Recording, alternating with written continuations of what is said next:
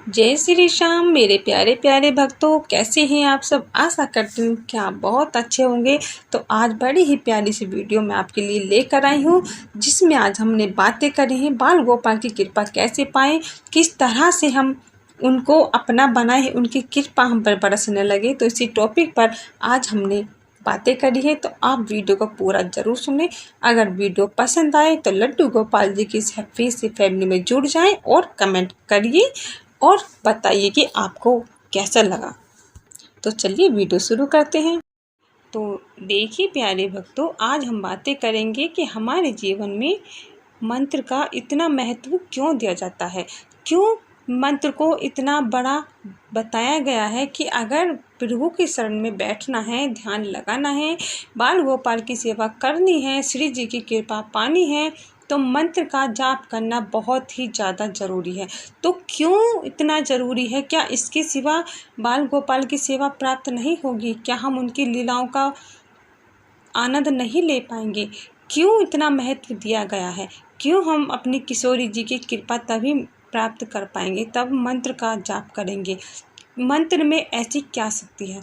देखिए आज हम इसी टॉपिक पर बातें करेंगे, तो वीडियो को आप पूरा ज़रूर सुने, तभी आपको समझ में आएंगी। अब देखिए, मैं आपको एक बात बताती हूँ कि जब हम इस जीवन में आ ही गए हैं तो प्रभु की इच्छा से आए हैं, प्रभु की कृपा से आए हैं। घर गृहस्थी में फंसे हुए हैं, कोई किसी कार्य में उलझ जाता है और कोई साधु संत बनकर अपनी भक्ति को आगे बढ़ाता है, कोई घर में रहकर भगवान की भक्ति प्राप्त करता है, तो कोई अपने धर्म के मार्ग पर चलकर भक्ति को प्राप्त करता है। लेकिन गृहस्थ परिवार में रहकर जो व्यक्ति भक्ति को प्राप्त कर ले, ये बहुत बड़ा एक धर्म होता है, कर्म होता है, क्योंकि गृहस्थ में रहने वाले व्यक्ति को चारों तरफ से विपदाओं में घिरा रहना पड़ता है, हर ज़रूरतों को पूरा करना पड़ता है, इंद्रियों से घिरे रहना पड़ता है, उनसे लड़ना पड़ता है। क्योंकि जो व्यक्ति इंद्रियों को बस में कर लेता है, अपनी पांचों इंद्रियों को बस में कर लेता है, वही अपने मन पर विजय प्राप्त कर लेता है। अगर विजय प्राप्त मन पर हो गई तो दुनिया की कोई भी ताकत आपको नहीं रोक सकती, आपको प्रभु की शरण में जाने से।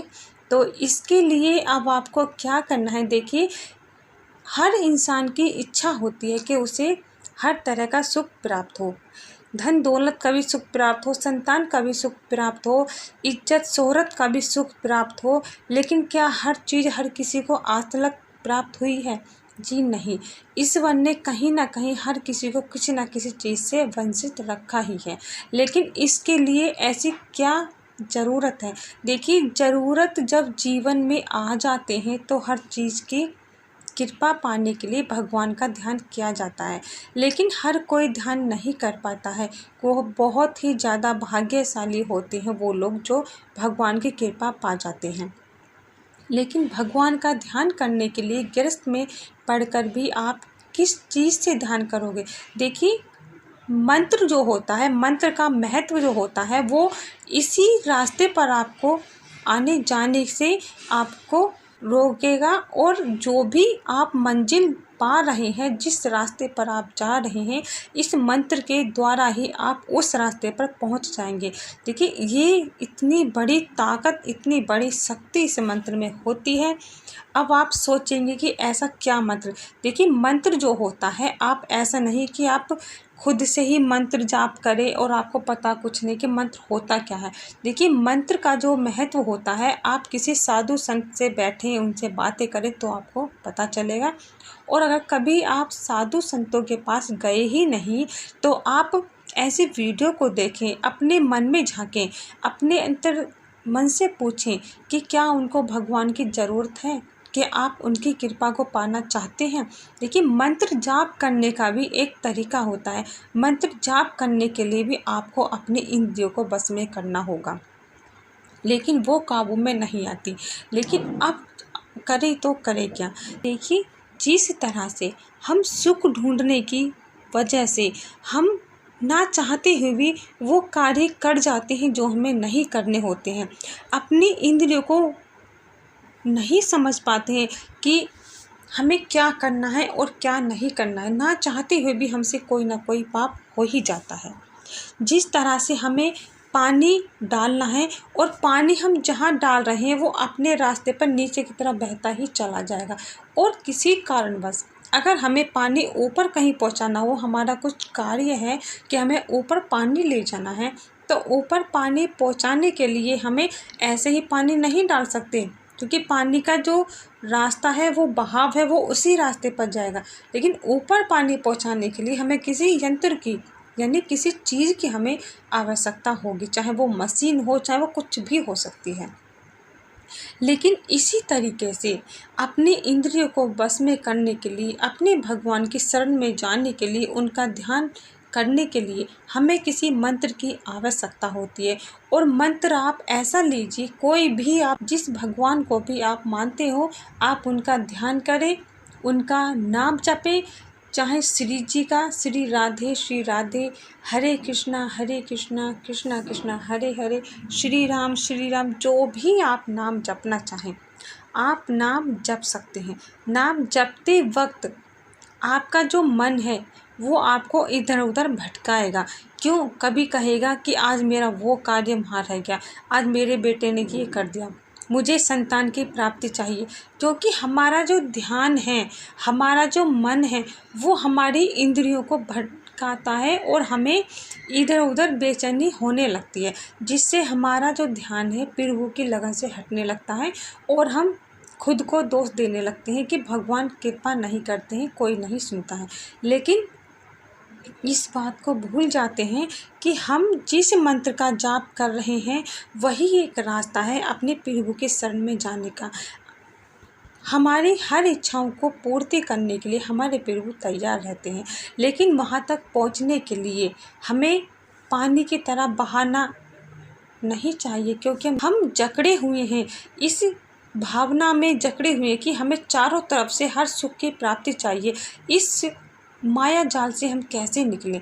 तो इसीलिए हमें यंत्र यानी हमें एक मंत्र की आवश्यकता है, जो हमें प्रभु की शरण में ले जाएगा, जो हमारे मन को, हमारे ध्यान को ऊपर की तरफ खींचता चला जाएगा और हमारा जो ध्यान है, हमारा जो मंत्र है, इस मन पर विजय प्राप्त करेगा और मन की हार होगी ज़रूर होगी। उसके बाद फिर देखिए दोस्तों, आपका ध्यान इधर उधर की जो सुख हैं इनसे हटने लगेगा और आपको किसी चीज़ की कोई आवश्यकता नहीं होगी।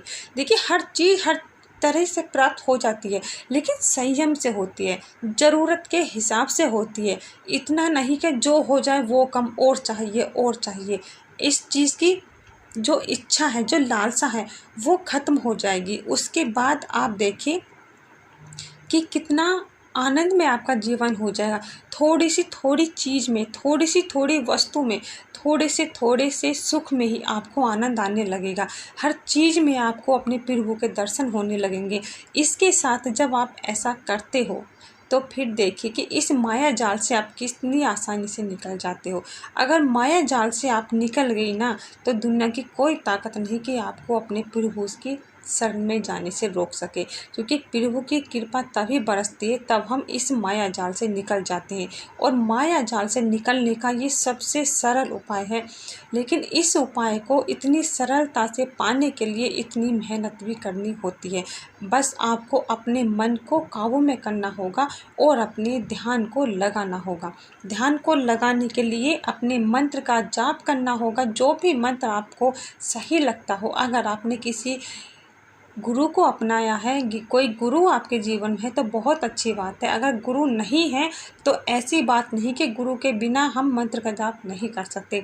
आप किसी को भी अपना गुरु माना सकते हो, जिस पर आपको भरोसा हो, जिससे आप अपना समझते हो कि ये व्यक्ति मेरे गुरु बनने के लायक है, या इनसे मुझे शिक्षा ज्ञान प्राप्त हो सकता है। चाहे वो बाल गोपाल की प्रतिमा हो, चाहे वो राधा रानी जी हो, चाहे किसी को भी आप अपने मन ही मन अपने गुरु बनाए और नाम जाप शुरू कर दीजिए। और फिर देखिए कि आपकी भक्ति में जो ताकत है वो क्या रंग दिखाती है। दुनिया आपको देखकर यही कहेगी कि नहीं जाने किस दुनिया में रहता है, क्योंकि इस दुनिया का जो सुख है वो देखते हैं और एक सुख से निकलते हैं, दूसरे की तलाश में निकलने पड़ते हैं। लेकिन जो भक्त इस प्रभु की बनाई हुई दुनिया का सुख भोगने लगता है, उसे इस माया जाल का सुख अच्छा नहीं लगता, क्योंकि जो आनंद प्रभु की कृपा में है, कि प्रभु के भाव में है, वो आनंद सिर्फ उनके भक्तों को प्राप्त होता है। और ऐसी भक्ति प्राप्त करने के लिए मंत्र का जाप करना बहुत ज़रूरी है। बहुत ताकत है इस मंत्र में, ध्यान में। इस मन को मारने के लिए बहुत ही सरल उपाय है। आप ऐसा करके ज़रूर देखें। अगर आपको वीडियो पसंद आई है तो कमेंट करके ज़रूर बताइएगा। जय श्री राम, राधे राधे।